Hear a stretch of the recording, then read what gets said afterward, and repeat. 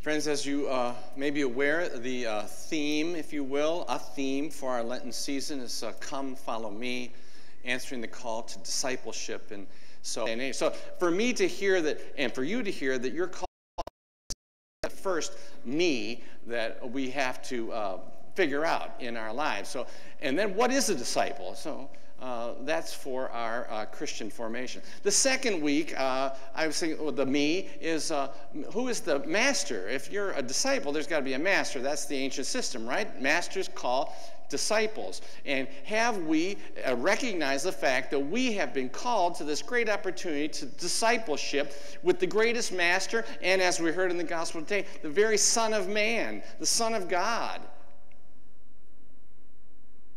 This is a great opportunity. It's a life-changing opportunity. This Jesus is the master of our lives if we would choose, accept his invitation to follow.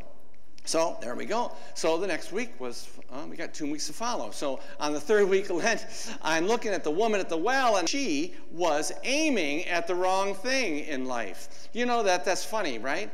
There's one guarantee in life. You are going to end up at the place that you're aiming for. Now, are you aware of where you're aiming? I'm not so sure. I'm not so sure. And does your target in life need to be elevated? Can we see and can we admit what it is that we've been following? What's the way that we have been following? Have we had the right target, the right destination in the GPS of our lives as disciples?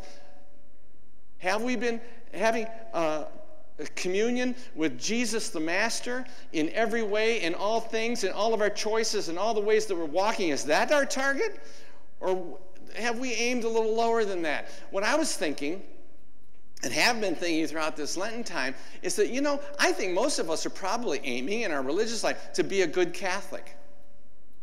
You'd think a pastor would be happy. I am. I'm happy. I think I'm a good Catholic. I'm happy. I think you all are good Catholics. Well, certainly good enough Catholics. But I'm thinking that maybe you and I both have been misled to believe that that was all that there was for us. If we hadn't been considered that we were called to be more than a good Catholic, we're called to be a disciple of Jesus Christ. Wow. Well, that's something other to aim at. And I'm happy to tell you that being a good disciple of Jesus Christ includes being a good Catholic. So I'm not letting anybody off the hook here as far as what does it mean for you to be a good Catholic? And does being a good Catholic mean that you are following the way of Jesus? And so that brings us today, the second follow, and that is we, like the blind man, are called to ask ourselves or discover or have revealed to us, what is it the way of Jesus to follow? What would it mean to become a following disciple of Jesus on the way? And so what would be the difference if I had our aim or a target of being a good Catholic, or I had the aim or the goal or the target of being a disciple of Jesus Christ, a faithful disciple of Jesus Christ? What would that mean? I was thinking about this. Following. We have this, we follow directions, right? They tell me a kindergartner can accept and learn and take. You're not in kindergarten. Are you in kindergarten? No. First grade. Child this age, what's your first name? Josh. A child Josh's age can handle, don't mean to talk about you in the third person here, a 3-step direction. All you parents know this much better than, of course, I didn't.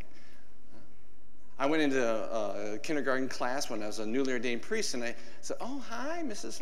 Hello, Father." I said, "What are you doing in kindergarten?" Said, "Well, anybody want to tell Father what we're doing today?" "Oh, yeah, we learned to sharpen our pencils, and we're learning to hold a number 2 pencil, and we learned how to walk in a line." I said, you learn to walk in a line? Said, oh, Father doesn't know that, boys and girls. We don't know how to walk in a line when we're 5 years old. I said, really? Yeah. So others have told me, Father, you're giving too many directions to a bunch of kindergartners. They can stand up, push a chair in, and line up at the door. They can handle 3 steps. So follow directions. Well, they say, well, how about follow instructions? Those would be multiple step directions, right? So I don't know if you've ever opened up one of these electronic packages or it's something that needs assembled, and then, you're like me, you're going like this with the thing, and it's written in 6 languages in the back, and then I got to turn it over to get the English, I got the German, the Chinese, the French. Follow instructions. So I'm just wondering, where in your Catholic life, maybe are you falling into the following scale here? Because there's 5 of them. I'm only up to 2. Following directions. Okay.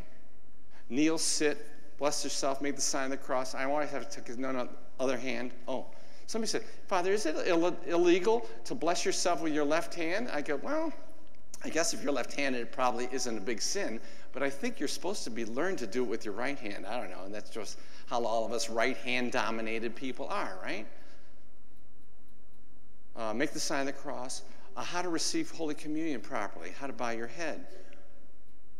How to participate in the Mass. Learn the Mass parts. These are complex, multi-step instructions and directions, and they get more complicated, right, as we get older. Learn the creed. We're learning teaching the church. We get prepared for confirmation. So maybe we get to follow the rules. As a Catholic, have to go to Mass on Sunday.